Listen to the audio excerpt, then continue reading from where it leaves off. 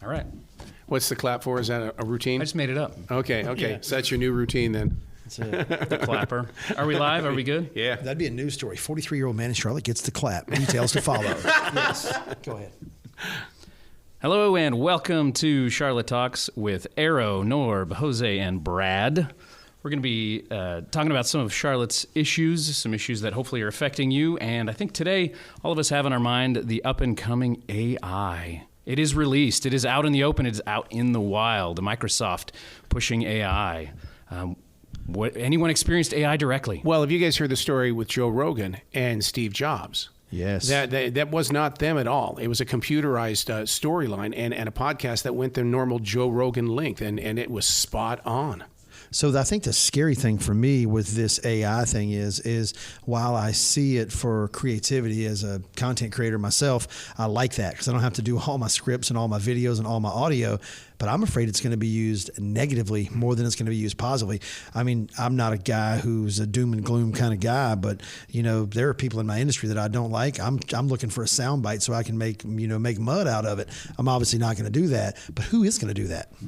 I think every country is going to find out a way to do that, and they're going to emulate or impersonate the leader of another country. And if you receive that phone call from the president of the United States, let's say, and it meant go turn those two keys, that's it. So I mean, they've got to develop some sort of technology that's going to say this is not real. Yeah, validate and verify in some way that audio stream or something. I mean, you're right though. It's very scary to think that creativity and humanity can be emulated in a machine. And you have to understand that as podcasters, I think that we are the next ones that are in line to be in trouble as well. Because why should somebody sponsor a podcast with our current talents versus where all I have to do is just go type it in for an AI and I can get the exact subject I need. And you can get the exact subject, but some of the things that I've seen, there's definitely holes in that. There's no personality. Joe Rogan gets excited. You can't teach AI to get excited. So there's definitely still some holes in the program that I see. But overall, for short blibs, I mean, even long blibs, if it were kind of holding that same sort of tone, there's no excitement, there's no emotion, there's none of that, at least from what I've seen so far. I agree. It actually reminds me of, I don't know if you guys remember the movie that came out a couple years ago, the one that Will Smith was a part of, iRobot. Yeah, sure. Yeah. That's what the AI kind of brings back that movie, because if you remember, after a while, I can't remember the robot's name, he wanted to be like, well, I'm just, wires and chips and it was like Sonny or something. Yeah. Sonny, that's the robot's name. But after a while, he was like, "Well, I want a personality. I want to live. I want to experience." Well, and I think writers and storytellers have been talking about that for years. I mean, we look back into the Jules Verne, all right, 60s and 70s. Ever since the imagination has gone beyond humanity, there has been this underlying fear of artificial intelligence growing, blossoming, and then maybe overtaking humanity. That's been there for a while and is predominant in a lot of media, a lot of movies. Do you see us growing into a stormtrooper generation? I hope not. I hope not too, but unfortunately, you're probably not far off from where we're headed. My question is, why do we need it? And my next question is, who's monetizing from this and what's driving it? Big business. In fact, I was in a meeting last night and they were very pro AI, and they kept telling me, you're not going to have to do a lot of the work because we're going to have AIs doing it for you. You're not going to have to write anything. You're not going to have to produce anything. The AI will take care of it. And this may open another door, but think about the military applications. You've got military individuals sitting at a desk and their only job is to look, to touch something, and to speak. And that is the accumulation of their day. You replace that with AI, and you've got a more effective machine.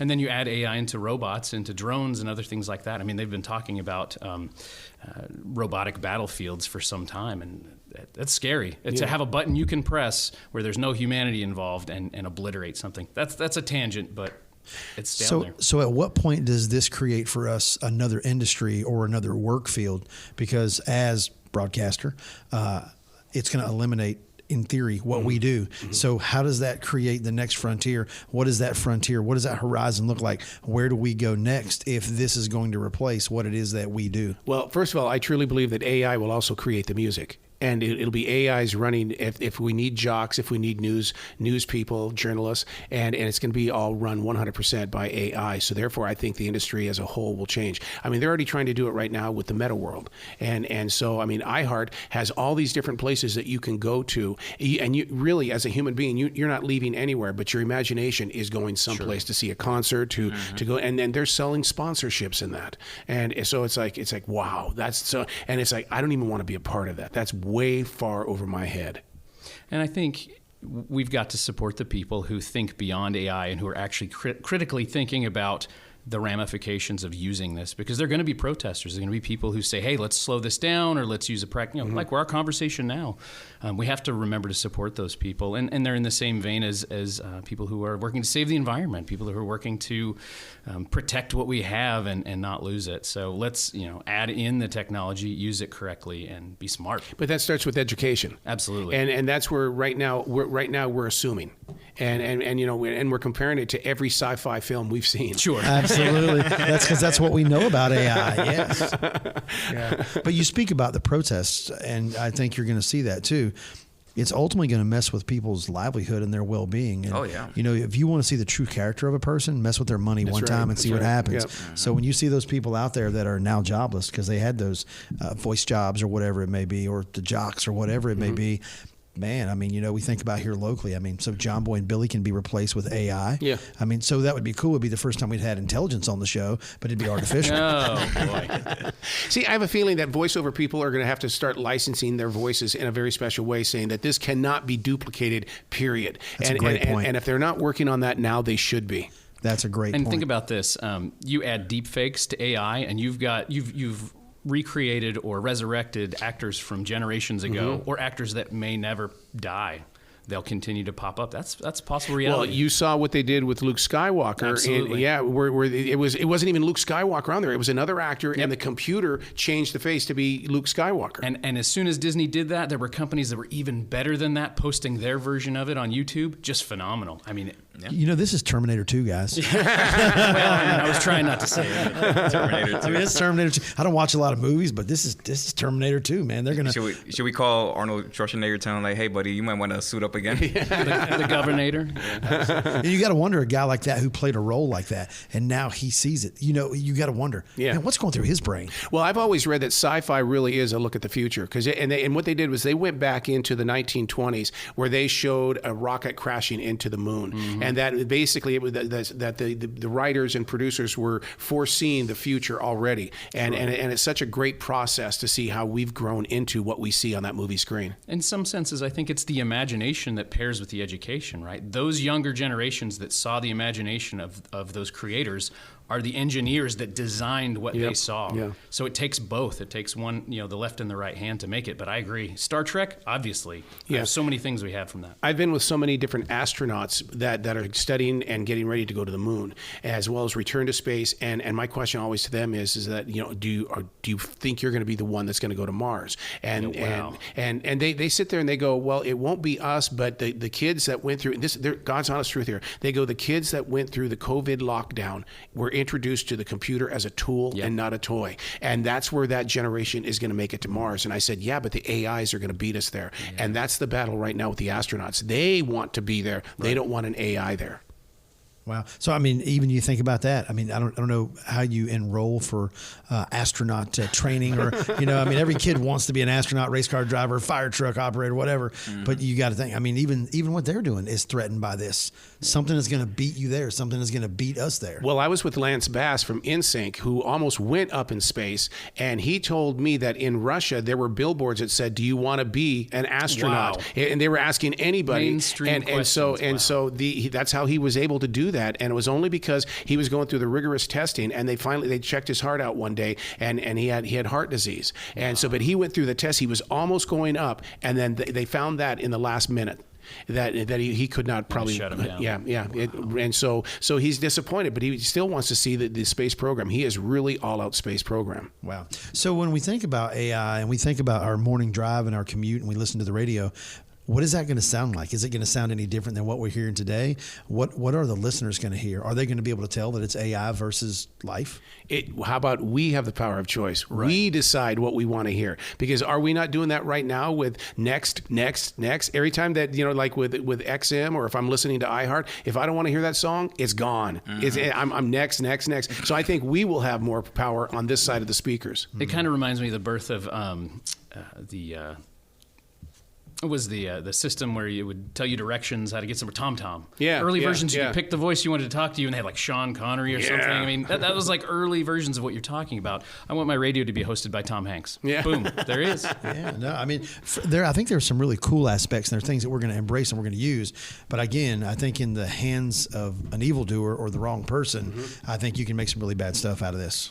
Now that you bring that up, it's kind of interesting. In my parents' homeland in Central America, in El Salvador, the current president, Nayib Bukele, he is like, we're bringing the country up to date. Like, forget about the 70s, forget about the 80s. We're bringing it up to date. So he is all hands-on technology. Wow. There are clips of a McDonald's in San Miguel, where my mother's from. Robots, AIs. What? That is what's running McDonald's. You had the people in the back, obviously, handling the food, but they would put it on the little robot. They would come up to the table and they're like, "Oh, you're table 13. Here you go." Whoop, flip around. Here's your burger. Here's your drink. And then, of course, once they grab everything, go back to the back, reload, and that's how they were doing it. No registers, no nothing. There are restaurants in Uptown Charlotte that are using the little pink pig thing that's driving around on the sidewalks, and it's taking food to you. Oh, the delivery. Yeah. Yep. As opposed to a sky drone. It's right. Up there, you don't know what's up there. Right. And you don't know what it's going to bump into. Because when we fly drones, the nearest tree, something's got to be a little bit wiser. Because down here, we're trying to control it. Who's controlling that drone to go deliver me that package from Amazon? It's global positioning. It's GPS. There are now they call them swarms of drones. That work in tandem. So if you look on YouTube, you can see they'll do sky displays where they form a picture in tandem.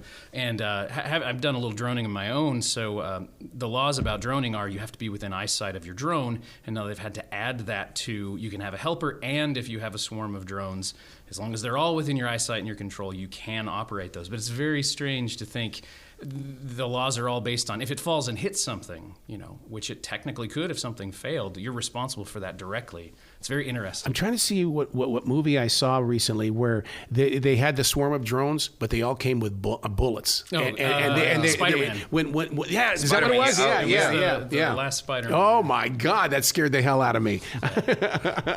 On the beneficial side, AI, for healthcare. That's the biggest application I've seen, to have senior citizens have something in their home that is helpful. It's taking away the humanity, just like we talked about the radio. Right. Is it a benefit? Is it enough of a benefit? I don't know. Yeah, I would like to see it in heart surgery in the way that, because I have 2 stents and they had to cut into me in order to go give me stents. I would like to see an AI go into my heart and clear out the valves without them going inside. Yeah, you don't have to worry about what kind of day the AI had. That's right. How's your hand feeling today, Doc? Did you have a good breakfast? No, you're right. Over there in my parents' homeland, it's interesting because over there, like something that you brought up, Norb, about the protests and everything, you have the older generation and the new generation kind of like fighting each other, because the new generation are like, okay, yeah, we love AI, bring it on. The older generation is kind of like, I don't know about this. I feel uncomfortable.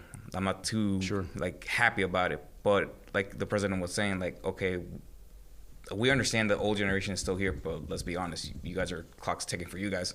And the new generation is like, okay, we embrace technology, we like AI, we like where it's going.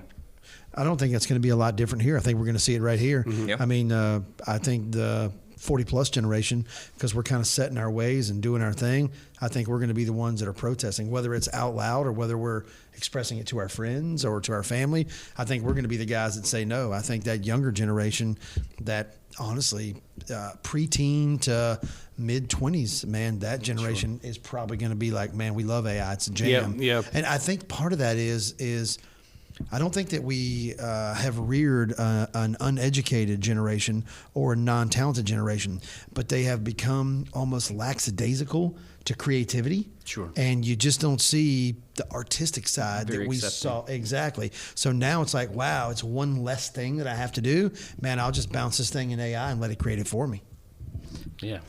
Sometimes I often wonder and I've written about this so many different times, that with so much technology around, who hits Control Alt Delete and we start all over? Yeah, I mean, it's like, wow, because I mean, it's like we are so, created things that are so above us now. It's like, do they take over us? Who would regulate this? Who would police it? Yeah, how could you? Yeah, I mean, it would really. I mean, as it is now, the government is meeting. The United States government is meeting to try to come up with rules and standards. Yeah. And there was somebody told me that the creation of the AI is no different than the first day on the planet. Wow. Yeah. So it's going to change everything. So that's a little scary if you think about it. So we've got 70-year-old lawmakers that are trying to come up with the rules and regulations for a brand new technology. Now, I mean, I know they're going to have experts in that, but how many of those experts and lobbyists are financially motivated? How many of them are motivated from other things that we're going to end up with a set of rules about this that are truly non-applicable in the field? Yeah. Why is Elon Musk saying, don't do this, don't do this? I mean, because how is it affecting him when he could utilize it at Tesla? Sure. Yeah. You got to wonder. I mean, obviously it's got to affect his income at some point, and it's like Bill Gates is pushing for it. So it's obviously got to affect his income at some point. It'd be really nice to have a real quick look into their brains to see, why does one billionaire want it and another billionaire hates it? Why is that? Where do we grow from here? Well, clearly the discussion needs to go on. We've only touched the surface. But we're happy to have you listening, and we'll be back later.